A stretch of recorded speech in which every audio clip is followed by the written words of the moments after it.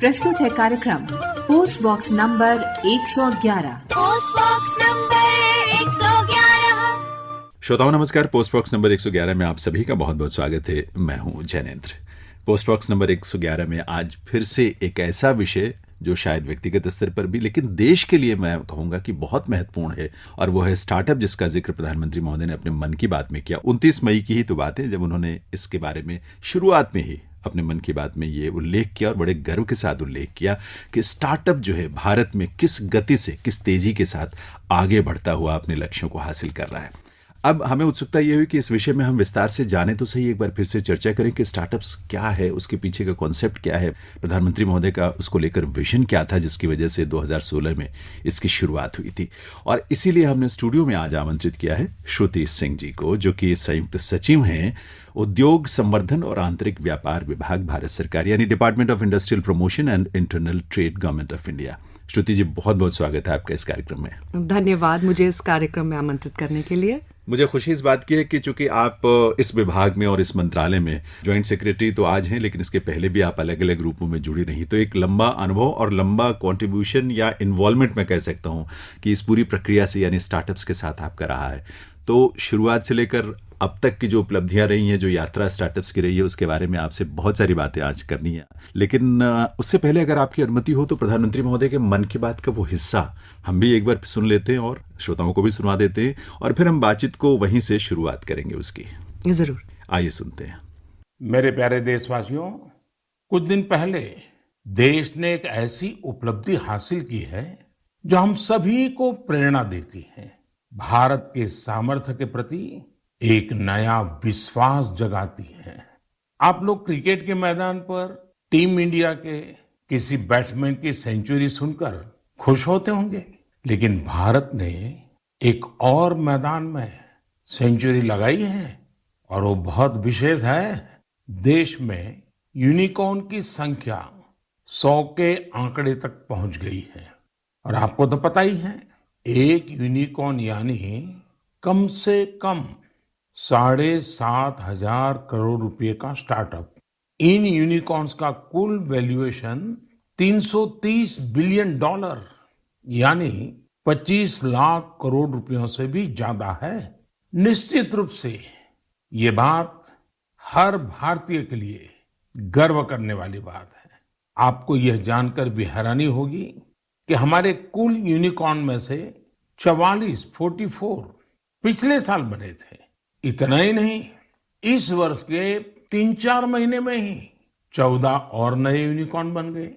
इसका मतलब यह हुआ कि ग्लोबल पैंडेमिक के इस दौर में भी हमारे स्टार्टअप्स वेल्थ और वैल्यू क्रिएट करते रहे।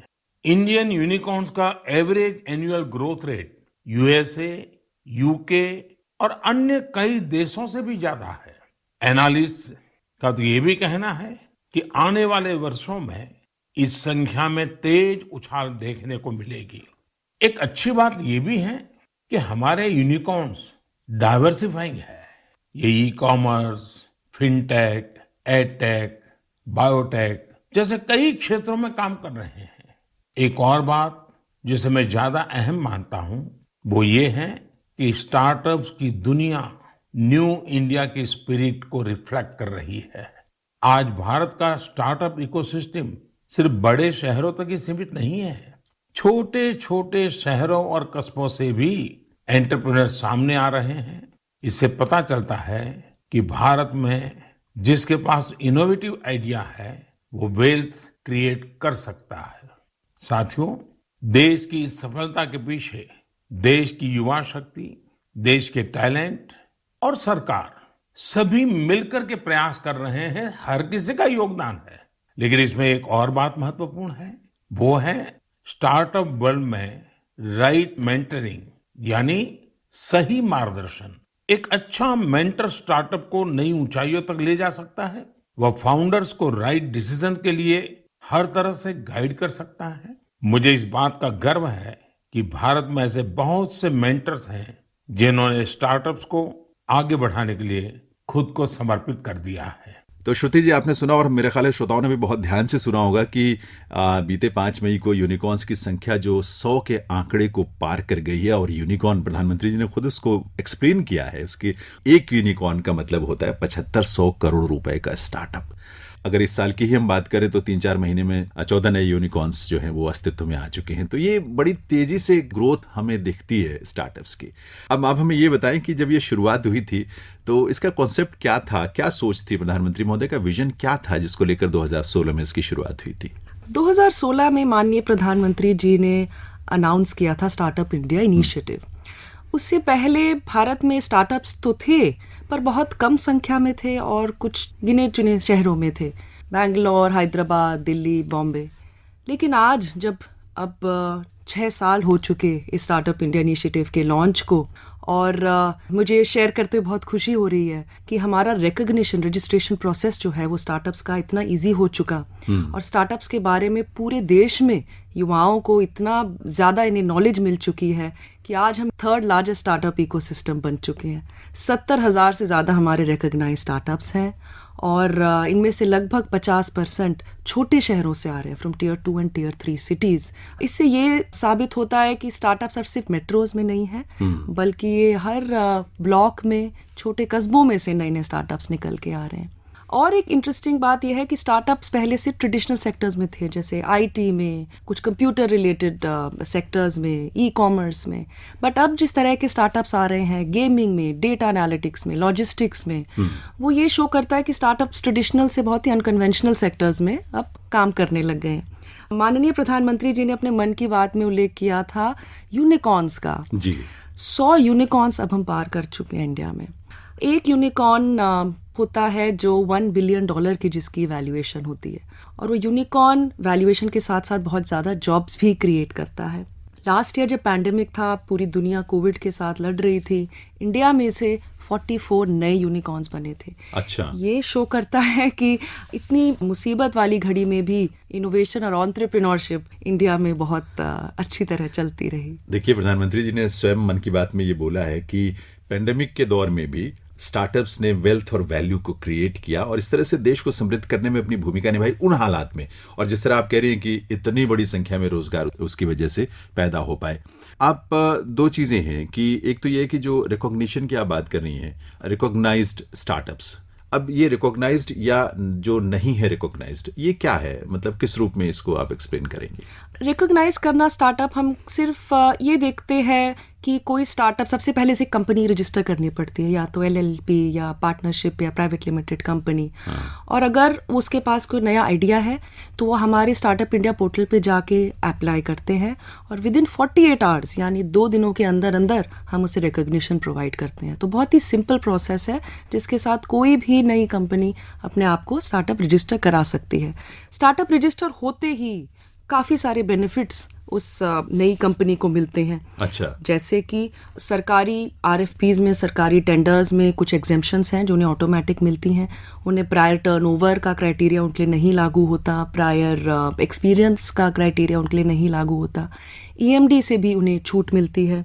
कुछ लेबर के और एनवायरनमेंट के लॉज हैं जिनमें सेल्फ सर्टिफिकेशन के बेसिस पे वो अप्लाई कर सकते हैं। हम स्टार्टअप्स को इंटरनेशनल मार्केट एक्सेस भी देते हैं। हम अच्छे स्टार्टअप्स की सिलेक्शन करके उनको बाहर अलग अलग देशों में पिचिंग की अपॉर्चुनिटीज़ देते हैं। सरकार एक फंड ऑफ फंड्स चलाती है, ये 10,000 करोड़ का फंड है जो कि भारत सरकार के द्वारा बनाया गया है। अच्छा, तो उन स्टार्टअप्स को उसमें भी फंडिंग मिलने की अपॉर्चुनिटी मिलती है। एक हमारी सीड फंड स्कीम है जिसमें बिल्कुल नए स्टेज के स्टार्टअप्स को भी सीड फंडिंग मिलती है, जिसके लिए स्टार्टअप सबसे ज़्यादा परेशान होते हैं। दरअसल आपकी वेबसाइट पर इतनी सारी इंसेंटिव्स या इतने सारे जो स्कीम्स हैं स्टार्टअप्स को लेकर, उसको सबको यहाँ बता पाना भी संभव नहीं है। मुझे लगता है कि जिसको रुचि हो या जो इस फील्ड में कुछ करना चाहे या जो जानना चाहे वो आपकी वेबसाइट पर एक बार जरूर जाए और डिटेल में फुर्सत से जितना समय दे सकता हो देखे, पढ़े, समझे, और जिनको इच्छा है कि स्टार्टअप्स शुरू करें, वो ज़रूर उससे उनको बहुत लाभ मिलेगा। एक चीज़ बड़ी कमाल की बात आपने बताई कि सिर्फ एक आइडिया है, आइडिया को लेकर आप कोई स्टार्टअप शुरू करना चाहते हैं, आपकी वेबसाइट पर जाकर रजिस्ट्रेशन करनी है उसको, और इतनी सारी उसके बाद सपोर्ट सिस्टम, पूरा इकोसिस्टम है उसके सपोर्ट के लिए, वो उपलब्ध है और बहुत इजीली, आसानी से, बिना किसी जो सरकारी तामझाम जिसको कहते हैं ना उससे अलग हटकर। लेकिन अब ये बताएं कि पात्रता क्या हो सकती है, एलिजिबिलिटी क्या होगी, जो इतनी सारी चीज़ें उनको मिलनी है, उसमें कुछ ऐसी चीज़ें होंगी जो कि उनको एलिजिबल या उसके लिए पात्रता निर्धारित की गई होगी? हाँ जी, हाँ जी। तो हम समझते हैं कि स्टार्टअप कोई बहुत पुरानी कंपनी नहीं होती, तो एक इम्पॉर्टेंट एलिजिबिलिटी क्राइटेरिया है कि उसकी उम्र 10 साल तक ही हम मानते हैं किसी कंपनी को स्टार्टअप, और वो रजिस्टर हुआ हो एज अ कंपनी 2016 के बाद, क्योंकि 2016 में ये प्रोग्राम लॉन्च हुआ था। दूसरी चीज़, हम 100 करोड़ टर्नओवर से कम की कंपनी को ही स्टार्टअप रजिस्टर करते हैं, क्योंकि अगर वो 100 करोड़ से ऊपर हो चुके तो वो ऑलरेडी बड़ी कंपनी बन चुके। और जैसा कि मैंने पहले बताया, वो एक LLP होनी चाहिए या प्राइवेट लिमिटेड कंपनी होनी चाहिए। LLP का मतलब? Limited liability partnership. अच्छा। तो ministry of corporate affairs register करती हैं कंपनियों को, और बड़ा ही सिंपल प्रोसेस है स्टार्टअप्स का रजिस्टर करने का एज अ कंपनी। तो as LLP, limited liability partnership, या पार्टनरशिप एज मे भी, अगर दो लोग आपस में पार्टनरशिप करके अपने आप को रजिस्टर करके स्टार्टअप रिकॉग्निशन के लिए आते हैं, तो उनको भी हम स्टार्टअप रिकॉग्निशन देते हैं। तो बस ये 3 सिंपल से क्राइटेरिया कि वो MCA की वेबसाइट पे रजिस्टर्ड हो एज कंपनी, दूसरा 100 करोड़ से कम उनका टर्नओवर हो, और तीसरी चीज़ 2016 के बाद रजिस्टर्ड हो और 10 साल से कम उम्र हो। जी श्रुति जी, एक चीज़ बड़ी कमाल की मुझे लगी, क्योंकि पहले भी प्रधानमंत्री जी ने कई स्टार्टअप्स जो बहुत अच्छा कर रहे हैं या यूनिकॉर्न्स में जो शामिल हुए, उनसे बातचीत की उन लोगों से, और उनसे हमने भी फिर बातचीत की बाद में। उनको देखकर बड़ा अच्छा लगता है, बहुत हौसला बढ़ता है, और उसमें से मुझे लगता है कि ज़्यादातर जो है वो यंग एंटरप्रेन्योर्स हैं, जो युवा उद्यमी हैं। लेकिन उसमें भी एक बड़ी ख़ास बात जो मुझे दिखी कि जो स्टार्टअप्स बने हुए हैं अभी तक, जिनको DPIIT ने मान्यता दी है, उनमें कम से कम 44% ऐसे हैं जहां जो निदेशक या डायरेक्टर्स जो है महिलाएं हैं। ये भी एक बड़ी कमाल की चीज़ मुझे लगती है कि महिलाएं भी इस फील्ड में आकर, लड़कियां, युवा जो हमारी बहनें हैं या बेटियां हैं, वो इस तरह से परफॉर्म कर रही हैं। एक नया आसमान उनके लिए भी खुल गया है। ये बड़ी ही एक इंटरेस्टिंग फैक्ट है जो आपने अभी शेयर किया। 45% स्टार्टअप्स में एक वुमन डायरेक्टर तो है ही। क्या बात। इससे ये बल्कि साबित होता है कि नई जनरेशन में जो एजुकेशन फैसिलिटीज़ इन्हें मिल रही हैं, जो इक्वल अपॉर्चुनिटीज़ औरतों को मिल रही हैं, वो अब शो हो रहा है इंडिया की नई कंपनीज़ में, और ये नंबर्स सिर्फ बढ़ेंगे। आगे आगे हम देख रहे हैं कि ये नंबर्स और ज़्यादा इंक्रीज़ हो रहे हैं, women participation in the workforce, और बोर्ड में बल्कि उनका होना ये शो करता है कि वो डिसीजन मेकिंग कैपेबिलिटीज़ अब अपनी दिखा पा रही हैं न्यू इंडिया और न्यू वर्ल्ड को। कई जगह तो बेहतर दिखा पा रही हैं अगर हम उनके काउंटर पार्ट से अगर तुलना करके देखें। श्रोताओं, कार्यक्रम सुन रहे हैं पोस्ट बॉक्स नंबर 111, और आज इस कार्यक्रम में स्टार्टअप्स को लेकर जो हम बात कर रहे हैं वो कर रहे हैं श्रुति सिंह जी से, संयुक्त सचिव हैं उद्योग संवर्धन और आंतरिक व्यापार विभाग, भारत सरकार में।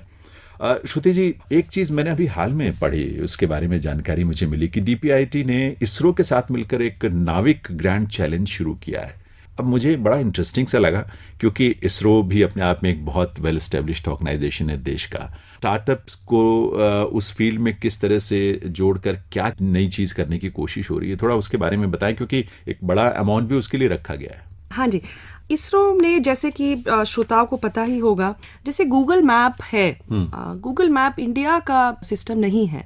इसरो ने बनाया है नाविक, जो हमारा इंडियन मैपिंग सिस्टम है। तो वो हमारे इसरो की सैटेलाइट्स के थ्रू ये सिस्टम डेवलप हुआ था। अच्छा। अब हम चाहते हैं कि इस मैपिंग सिस्टम का, जिसका नाम नाविक है, वो यूज़ हो हमारी ज़्यादातर एप्लीकेशंस में, ताकि हम किसी और outside India based mapping system पे बहुत ज़्यादा डिपेंडेंट ना रहें। इसरो कोशिश कर रहा है कि ट्रैफिक मैनेजमेंट के लिए, नेविगेटिंग के लिए ये मैपिंग सिस्टम अलग अलग तरह से यूज़ हो।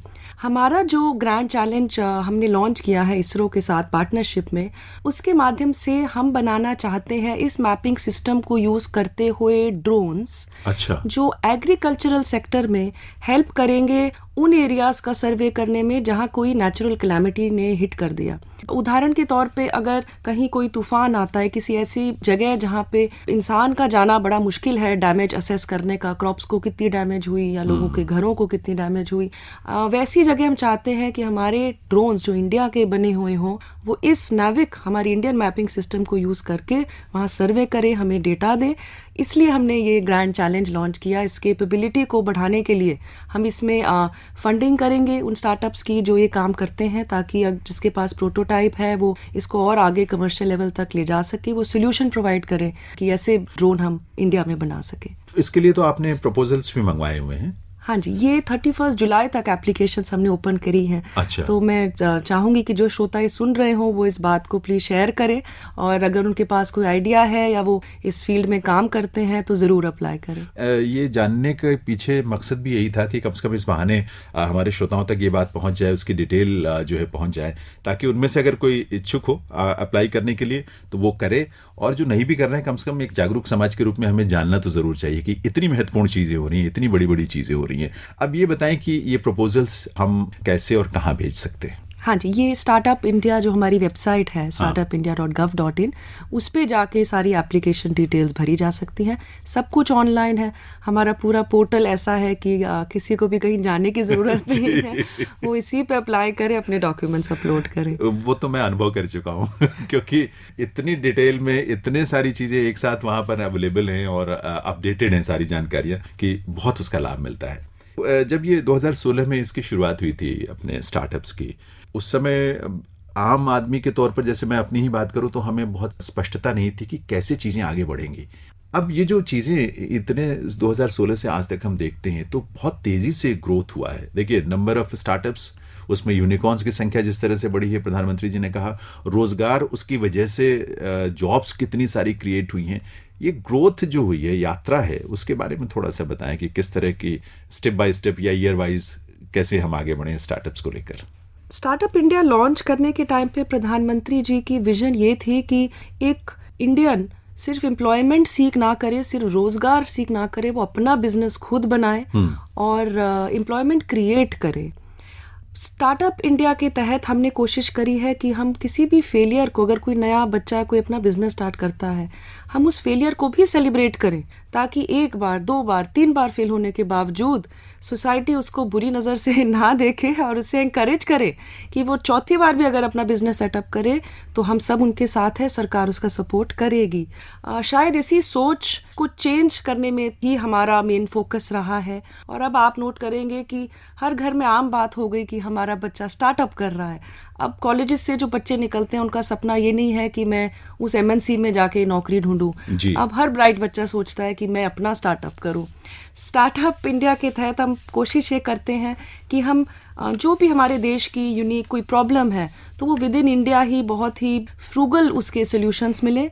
जुगाड़ शब्द तो हम सभी को पता ही है, हम इंडियंस पॉपुलर हैं उसके लिए, तो अब वो चीज़ फैंसी हो गई है। हम किसी भी अपने आइडिया से किसी भी प्रॉब्लम को अगर सॉल्व कर सकें तो अब हम देख रहे हैं कि उसके लिए मार्केट है, उसके लिए हमारे पास फंडिंग है, उसके लिए बहुत मौके हैं। देखिए, जुगाड़ भी ना एक क्रिएटिविटी ही है बेसिकली, लेकिन उसको एक अच्छा शेप, अच्छा आकार, अच्छा रूप देने की कोशिश स्टार्टअप्स के माध्यम से की गई, क्योंकि लोगों के अंदर आइडियाज़ तो थे लेकिन उसका करें क्या। अब उन्होंने अपने अपने स्तर पे तो जुगाड़ का फॉर्मूला अपनाया, लेकिन अब उनके लिए जुगाड़ की ज़रूरत नहीं है क्योंकि स्टार्टअप्स हैं और इतने बड़े स्तर पर पूरे देश में इसके बारे में जानकारी है, लोग काम कर रहे हैं। प्रधानमंत्री जी ने जिस तरह से कहा कि हमारे छोटे छोटे शहरों में, अब जैसे आप कह रहे थे कि 2 टियर 3 टियर सिटीज़ में भी बहुत ज़्यादा संख्या में ये चीज़ें हो पाई हैं। संभव कैसे हुआ ये? अगर आउटरीच की ही हम बात करें, किस ढंग से आप लोग वहाँ तक पहुँचे या वो आप तक पहुँचे? इसके बारे में मैं थोड़े से आपको पॉइंट्स बताना चाहूँगी कि हमने ऐसा क्या किया कि बिल्कुल नीचे लेवल तक, ब्लॉक लेवल तक, विलेज लेवल तक स्टार्टअप की बात होने लगी।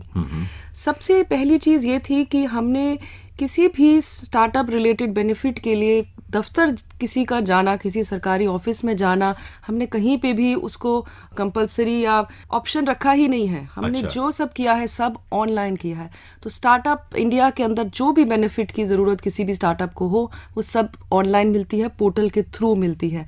दैट कुड बी फंडिंग या पिचिंग अपॉर्चुनिटी या सीड मनी या प्रोक्योरमेंट रिलेटेड, सब कुछ ऑनलाइन है। दूसरी चीज़, हमने स्टेट गवर्नमेंट्स को, जो अपने राज्य सरकारें हैं, उनके साथ मिलके स्टार्टअप इंडिया इनिशिएटिव को बिल्कुल ग्रास रूट लेवल तक पहुंचाया।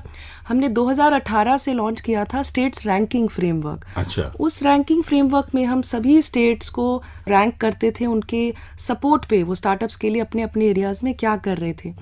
ये कंपटीशन तो था, बट हम इस कंपटीशन के थ्रू चाहते थे कि कुछ इंपॉर्टेंट चीज़ें सारे स्टेट गवर्नमेंट्स करें। और मुझे ये शेयर करते हुए बहुत ही खुशी हो रही है कि आज 31 स्टेट्स और यूटीज़ में अपनी अपनी स्टार्टअप पॉलिसीज़ हैं। अच्छा। हाँ जी, हर साल हम ये स्टार्टअप रैंकिंग डिक्लेयर करते हैं, सारे स्टेट इसमें बड़ी खुशी से पार्टिसिपेट करते हैं और पूरे साल वो तैयारी करते हैं, अलग अलग इवेंट्स करते हैं, उनकी अपनी फंडिंग स्कीम्स हैं, वो भी स्टार्टअप्स के नंबर्स खूब बढ़ाना चाहते हैं। तो इसका मतलब जो भारत सरकार अपनी इन स्कीम्स के जरिए जो दे रही है, इंसेंटिव्स दे रही है, उसमें और कुछ एडिशन करके वो प्रयास कर रहे हैं अपनी तरफ से। हाँ जी, सभी स्टेट गवर्नमेंट्स भी कोशिश कर रही हैं और एडिशनल स्कीम्स बनाने की। अच्छा।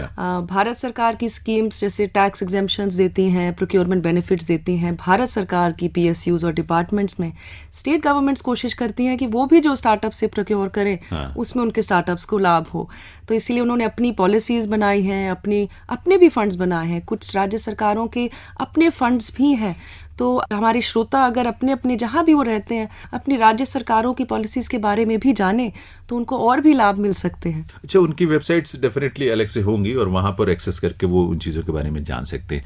बहुत अच्छी बात बताई आपने। और मुझे लगता है क्योंकि ये किसी एक सरकार या दो सरकार या किसी एक यूनिट का काम नहीं है, पूरे देश की ग्रोथ जो है इससे जुड़ी हुई है। देश के युवाओं के रोजगार का मसला है जो इससे हल होने के लिए एक रणनीति बनती है। बहुत सारे फायदे हैं इसके। श्रोताओं, कार्यक्रम आप सुन रहे हैं पोस्ट बॉक्स नंबर 111। इस कार्यक्रम में हम स्टार्टअप्स को लेकर जो बातचीत कर रहे हैं श्रुति सिंह जी से, संयुक्त सचिव हैं आप department of industrial promotion and internal trade में भारत सरकार में।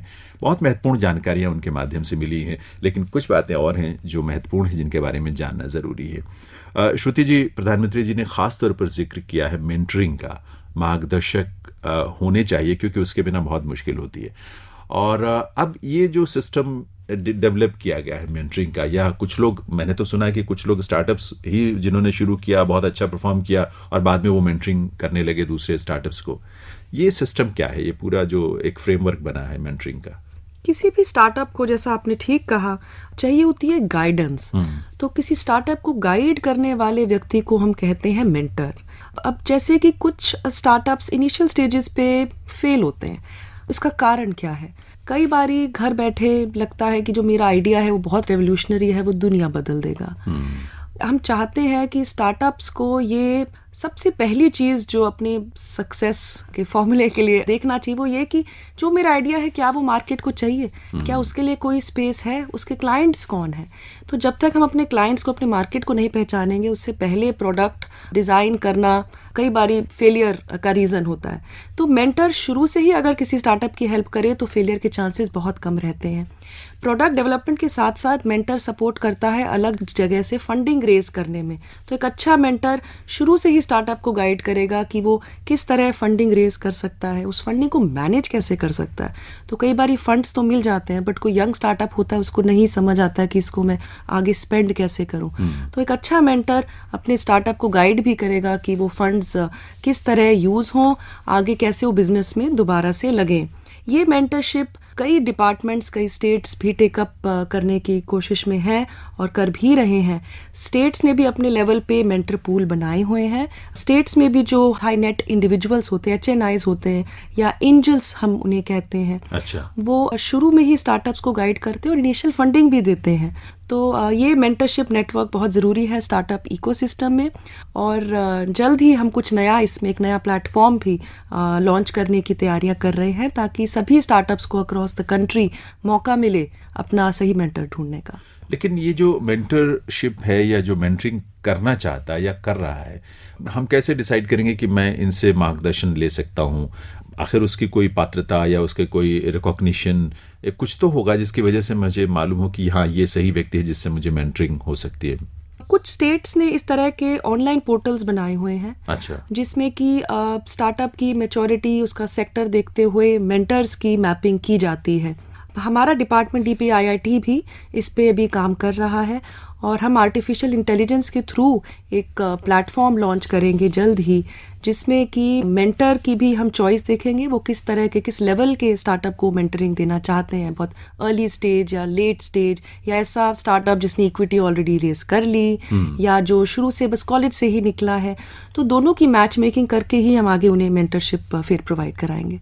जो आपने शुरू में एक बात कही, जैसे स्टार्टअप्स कई सारी वजहें होती हैं जिसकी वजह से वो कह सकते हैं कि असफल हो जाते हैं, सफल नहीं हो पाते, और ऐसे भी हो सकते हैं कुछ जो शायद किसी स्टेज पर आकर उनको लगता है कि वो इस पूरे सिस्टम से एग्जिट करना चाहते हैं, निकलना चाहते हैं, वो कुछ अपना अलग कुछ और शुरू करना चाहते हो। तो ऐसे में जो एग्जिट के लिए प्रोविजन क्या कुछ है इस सिस्टम में? लगभग कहते हैं हमारी स्टार्टअप की दुनिया में कि 90% स्टार्टअप्स फेल होते हैं। तो फेलियर के लिए स्टार्टअप पहले दिन से ही तैयार होते हैं। स्टार्टअप बड़ी ही चैलेंजिंग दुनिया है। जो 10% जो सक्सेसफुल होते हैं, हाँ। उनसे पर रिटर्न्स इतने ही आ जाते हैं, इतनी एम्प्लॉयमेंट क्रिएट हो जाती है कि 90% के फेल होने का गम इकोनॉमी को नहीं होता। फास्टर एग्जिट के लिए स्टार्टअप के लिए हमने रूल्स चेंज करे थे, हमने अमेंडमेंट लॉ में करी। अच्छा। ताकि स्टार्टअप्स को 30 दिन के अंदर अंदर फास्टर एग्जिट मिल सके। सो ये रूल किसी आम कंपनी से अलग है, ये स्टार्टअप के लिए स्पेशली डिजाइंड है। अच्छा, जब आप आई हुई हैं और आपसे बात हो रही है तो मुझे लगता है कि हम 90% के लिए भी कुछ ऐसे कुछ आपसे इनपुट्स ले लें या कुछ गाइडेंस ले लें या कुछ मंत्र ले लें, जिससे हम 90% जो फेल्योर वाला है आंकड़ा उसको और कम कर पाएं। क्या हो सकता है कि जो आपको तो मालूम ही है क्योंकि आप उस सिस्टम में काम कर रही हैं कि फेल्योर की भी वजह क्या हो सकती है, और वो ना करें तो शायद हम इस सक्सेस रेट को और बढ़ा सकते हैं। इसके लिए मैं कहूँगी कि हमारे academic institutions, specially IITs, IIMs और बाकी काफ़ी इंस्टीट्यूशंस, उन्होंने अपने कॉलेजेस के अंदर ही आजकल इनक्यूबेटर्स खोलने का सिस्टम शुरू किया है। तो अच्छा रहता है अगर स्टार्टअप शुरू से ही किसी इनक्यूबेटर के थ्रू कनेक्टेड रहे। कोविड ने एक वर्चुअल दुनिया से हमें इंट्रोड्यूस किया है, तो अब फिजिकली भी कई बारी नहीं जाने की ज़रूरत पड़ती, वर्चुअली भी हम इनक्यूबेटर से कनेक्टेड रह सकते हैं। किसी अच्छे मेंटर या अच्छे इनक्यूबेटर से कनेक्टेड रहने का फ़ायदा ये रहता है कि शुरू से ही स्टार्टअप को गाइडेंस मिलती है, उन्हें पता चलता है कि किस तरह का प्रोडक्ट मार्केट में चलेगा, मार्केट सर्वे करने में आसानी रहती है। तो वो मैं एक टिप ज़रूर हर स्टार्टअप को देना चाहूँगी कि एक अच्छे गाइड की तलाश शुरू से ही रखें। वैसे एक चीज़ और भी है, क्योंकि मैंने देखा है आपका सिस्टम, उसमें नेटवर्किंग के लिए बहुत सारे प्लेटफॉर्म्स भी आप लोग अवेलेबल कराते हैं। अब ऐसे स्टार्टअप्स जो बिल्कुल नए नए हैं, उनको बहुत ज़्यादा अनुभव नहीं है इन चीज़ों का, लेकिन वो एक दूसरे से जब मिलते हैं, बातचीत करते हैं, या जिसमें और सक्सेसफुल जो हो चुके हैं या मेंटर्स जिनको आप कह रही हैं, उनके साथ जब चर्चा करते हैं तो उनको बहुत हौसला भी मिलता है और रास्ता भी दिखता है उसमें।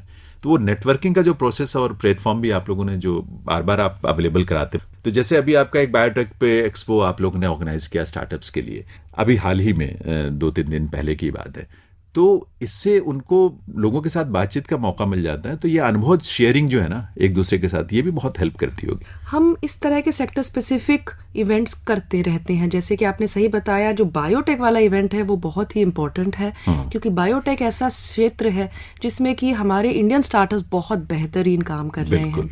इस इवेंट में जिस किसी ने भी इसमें पार्टिसिपेट किया या इसमें एज ऑडियंस आए, उन्होंने पिचिंग अपॉर्चुनिटीज़ के भी लाभ उठाए हैं, जिसमें हमने कोशिश करी थी कि स्टार्टअप्स को इन्वेस्टर्स के सामने अपना आइडिया पिच करने का मौका मिले। हमने इसमें वर्कशॉप्स भी रखी थी, जिसमें कि स्टार्टअप्स को पता चले कैसे रजिस्टर होना है, कैसे अपना प्रोटोटाइप बनाना है, कैसे आगे मार्केट एक्सेस मिलेगा। जैसा कि आपने ठीक कहा, नेटवर्किंग अपॉर्चुनिटी मिलती है तो स्टार्टअप्स को पता चलता है कि आगे उन्हें किस तरह फंडिंग करानी है या मार्केटिंग अपने प्रोडक्ट की करनी है।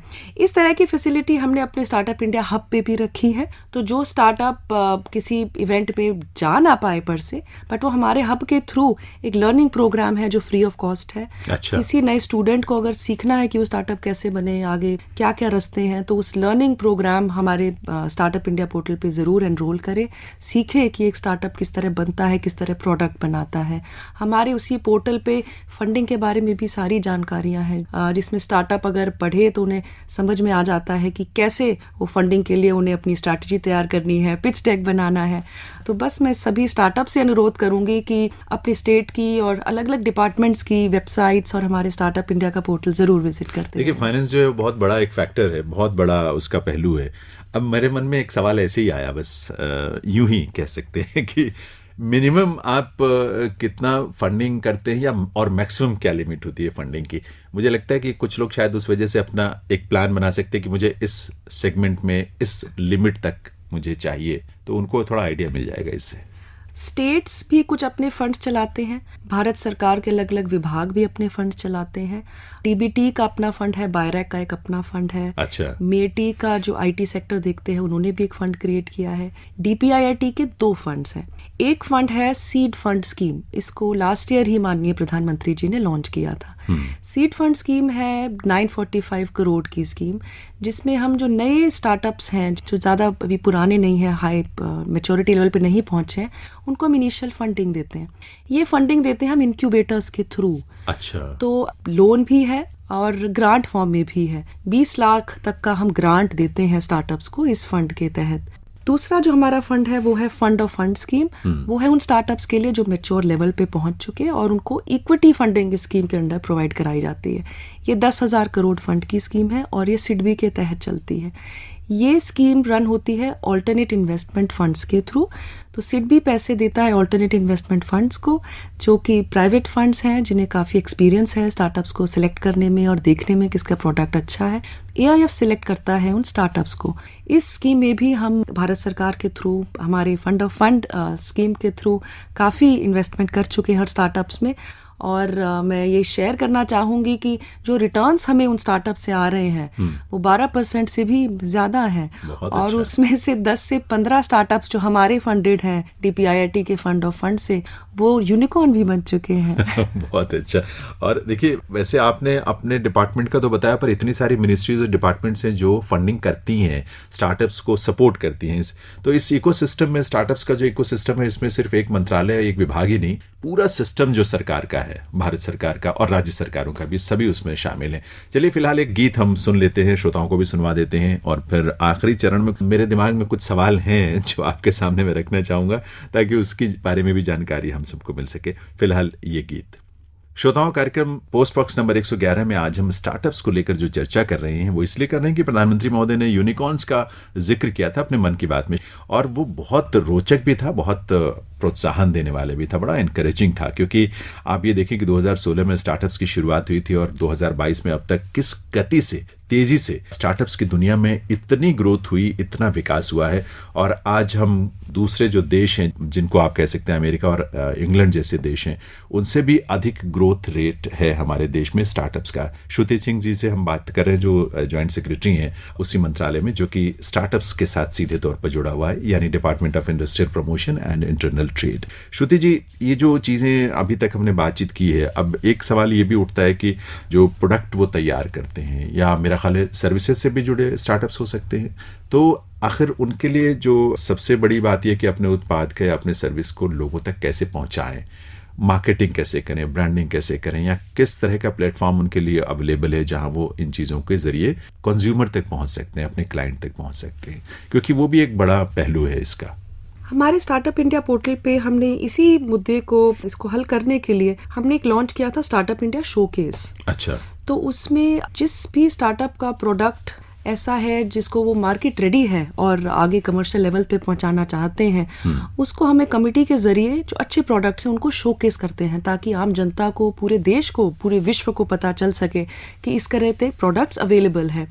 दूसरी चीज़, हम हर साल नेशनल स्टार्टअप अवार्ड्स डिक्लेयर करते हैं जी। इन अवार्ड्स के तहत हम अलग अलग सेक्टर्स के स्टार्टअप्स को पिकअप करते हैं पूरे देश में से। अच्छा। ये स्टार्टअप सिर्फ वो नहीं है जो कमर्शियली सक्सेसफुल है, ये स्टार्टअप्स वो हैं जिन्होंने सबसे ज़्यादा सोशल इम्पैक्ट किया है। तो चाहे वो एग्रीकल्चर के क्षेत्र में हो, या वो हेल्थ के क्षेत्र में हो, एजुकेशन के क्षेत्र में हो, गेमिंग, अलग अलग विभिन्न सेक्टर से हम उन स्टार्टअप्स को पिक करते हैं, और एक बार अवार्ड जब वो स्टार्टअप जीत जाते हैं तो अदर देन कैश प्राइजेस, जो कि 5 लाख रुपए का हम कैश प्राइज भी देते हैं विनर्स को, हम पूरे साल उन स्टार्टअप्स की हैंड होल्डिंग करते हैं। उनको हम इंटरनेशनल मार्केट एक्सेस देते हैं, पिचिंग अपॉर्चुनिटीज़ देते हैं फंड्स के साथ। सो तरह तरह की उनको हम ट्रेनिंग्स देते हैं ताकि उन्हें एक अच्छा प्लेटफॉर्म मिल सके जहां वो अपने प्रोडक्ट्स को सेल कर सकें। इतना कुछ करते हैं तो हौसला तो रखना चाहिए हमारे युवाओं को जो शुरुआत करते हैं, क्योंकि एक बात तो तय है, देखिए एक बड़ा काम है, एक बड़ा कदम है उनके लिए, और इसमें आप लोग इस तरह से सपोर्ट करते हैं। मेरा ख्याल है जेम पर भी एक डेडिकेटेड प्लेटफॉर्म अवेलेबल कराया गया है आपके स्टार्टअप्स के लिए, ऐसा मैंने सुना था, कुछ है क्या इसके बारे में? हाँ जी, जेम है गवर्नमेंट ई मार्केट प्लेस। अच्छा। तो जो भी भारत सरकार की हम प्रोक्योरमेंट करते हैं, कुछ हम खरीद करते हैं कि अलग अलग डिपार्टमेंट्स में, अलग अलग PSUs में, वो हम इस पोर्टल के थ्रू करते हैं। जेम में स्टार्टअप्स के लिए एक अलग ही डेडिकेटेड स्पेस है। अगर कोई स्टार्टअप है जो अपना प्रोडक्ट या सर्विसेज भारत सरकार को बेचना चाहते हैं तो उनको तरह तरह के एग्जेम्पशंस जेम पे दी गई हैं, और एक स्टार्टअप रनवे लॉन्च किया गया था जिसमें कि एक फास्टर प्लेटफॉर्म मिला है स्टार्टअप्स को बायर से कनेक्ट होने का। इस केस में बायर गवर्नमेंट में। और मैं शेयर करना चाहूँगी कि आज तक 13,000 स्टार्टअप्स को जेम पे ऑर्डर मिल चुके हैं। अच्छा। एंड ऑर्डर की अमाउंट सुन के श्रोताओं को बड़ी खुशी होगी, एनकरेजमेंट मिलेगी कि 1.1 लाख उनको ऑर्डर्स मिल चुके हैं, लगभग 5,600 करोड़ के। वाह, बहुत अच्छी बात है। देखिए, बिना कहीं गए जेम पर एक ऐसा प्लेटफॉर्म आपके लिए अवेलेबल है जो आप घर बैठे आप एक्सेस कर सकते हैं, अपना प्रोडक्ट उस पर डाल सकते हैं, अपने जो भी आपके सर्विसेज हैं, जो भी आप बेचना चाहते हैं, तो वो आपको कहीं मार्केट में जाकर घूम कर उसका प्रचार प्रसार करने की ज़रूरत नहीं है, दुकान जाने की ज़रूरत नहीं। जेम ने इतना बड़ा एक प्लेटफॉर्म दिया हुआ और इतना सशक्त, क्योंकि आजकल ज़्यादातर चीज़ें जो हैं उसके ज़रिए ही हो रही हैं, तो मुझे लगता है कि एक बहुत बड़ी सुविधा उनके लिए है सरकार की तरफ से। एक जो क्योंकि कोई भी बिजनेस अपना शुरू करता है तो एक ट्रेडमार्क उसका अपना बनाना ही होता है, उसको चाहिए होता है। ट्रेडमार्किंग में भी कुछ आप लोगों की स्कीम में है प्रोविजन? हाँ जी, नए स्टार्टअप्स के लिए हमने ट्रेडमार्क में और पैटेंट फाइलिंग में दोनों ही इन IPRs में हमने फैसिलिटी रखी है स्टार्टअप्स के लिए। उनकी जो फीस लगती है, ट्रेडमार्क फाइलिंग फीस और पैटेंट की जो फाइलिंग फीस होती है, उसमें स्टार्टअप्स के लिए हमने कुछ % ऑफ रखा हुआ है। मुझे श्रुति जी एक चीज़ तो ये लगता है कि जो प्रधानमंत्री जी ने कहा कि एक नए भारत का जो उनका अपना संकल्प है और विजन है, उस न्यू इंडिया के फ्रेमवर्क में स्टार्टअप्स की भूमिका बहुत महत्वपूर्ण है और इससे पूरी तस्वीर बदलने की संभावना हमें नजर आती है। और दूसरा ये है कि आत्मनिर्भर भारत में जिस तरह से इतनी बड़ी संख्या में स्टार्टअप्स निकल कर आ रहे हैं, अलग अलग डाइवर्सिफाइड फील्ड्स में वो नई नई चीज़ें क्रिएट कर रहे हैं, नए प्रोडक्ट क्रिएट कर रहे हैं, तो इन सबको मिलाकर मुझे लगता है कि भविष्य जो है स्टार्टअप्स का अब तक देखते हुए मुझे लगता है आगे और भी ज़्यादा इसको विस्तार और भी मजबूती मिलेगी। लेकिन आप अपनी तरफ से, चूंकि आपका जो अनुभव है, आप लोग लगातार इस सिस्टम में, जो सिस्टम डेवलप हुआ है अभी तक और आगे भी लगातार इस पर काम हो रहा है, तो आप अपने अनुभव के आधार पर क्या कहना चाहेंगे हमारे युवाओं को या स्टार्टअप्स शुरू करने वालों को? जिस गति पर स्टार्टअप्स हमारे देश में रिकॉग्नाइज हो रहे हैं, बन रहे हैं, और जिस गति से वो स्टार्टअप यूनिकॉर्न्स बन रहे हैं, इससे संभावित है कि बहुत जल्द ही इंडिया दुनिया का सबसे बड़ा स्टार्टअप इकोसिस्टम बनेगा। हमारे जो यंगस्टर्स हैं वो एम्प्लॉयमेंट ढूंढेंगे नहीं, वो एम्प्लॉयमेंट औरों को देंगे। इंडिया की जो प्रॉब्लम्स हैं, जो इश्यूज हैं, वो हमारे यंगस्टर्स सॉल्व करेंगे अपने इनोवेशन से। स्टार्टअप्स हमारे देश को लेके जाएंगे on the road of prosperity. बहुत अच्छी बात आपने कही, और आपके जो ये वर्ड्स हैं, आपके शब्द हैं, निश्चित रूप से सबके लिए बहुत इंस्पिरेशन बनेंगे, प्रेरणा बनेंगे। और प्रधानमंत्री जी तो बार बार मुझे लगता है कि जब भी कोई अवसर मिलता है तो वो ज़रूर इस बात को लेकर जोर देते हैं कि हम इसी रूप में आगे बढ़ें, ताकि वो रोज़गार के लिए भागे नहीं, इधर उधर भटके नहीं, बल्कि दूसरों को रोज़गार देने के काबिल बने। और उसमें स्टार्टअप्स जो है वो सबसे बड़ी भूमिका निभा रहा है। बहुत बहुत आभार श्रुति सिंह जी आपका इस कार्यक्रम में आने के लिए और इतनी महत्वपूर्ण जानकारियाँ जो आपने दी हैं स्टार्टअप्स को लेकर, उसके लिए बहुत बहुत धन्यवाद। श्रोताओं, श्रुति सिंह जी जो कि संयुक्त सचिव हैं department of industrial promotion and internal trade Bharat सरकार, उनसे हम आज बातचीत कर रहे थे स्टार्टअप्स इंडिया के बारे में। और मुझे लगता है कि एक कार्यक्रम में इन सारी बातों को समेटना तो संभव नहीं हो पाता, लेकिन एक आपको कुछ न कुछ ऐसे बिंदु ज़रूर मिले होंगे जो आपको रास्ता दिखाएंगे, और आप जो है निश्चित रूप से इसमें अगर कुछ करना चाहते हैं, आगे बढ़ना चाहते हैं या इस सिस्टम का हिस्सा बनना चाहते हैं, तो आपको इससे बहुत लाभ मिलेगा। बहुत सारी मंगल कामनाएं, शुभकामनाएं आप सभी के लिए हम सबकी तरफ से। जैनेंद्र को अनुमति दीजिए। नमस्कार।